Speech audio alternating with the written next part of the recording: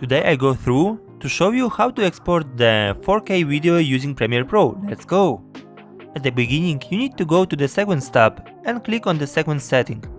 Here the frame size should be set to 3840 x 2160, then click OK. Following, click on the Export or press Ctrl M to open the export window. On this screen you can rename your video file, as you want of course. Clicking on the blue file path link, you can also choose where you want to save this file. In the Format drop-down, choose H.264. Then open the preset menu, scroll down and select Match Source Adaptive High Bitrate. Under Basic Video Settings, click More to expand the options. Scroll down and check Render at Maximum Depth and use Maximum Render Quality.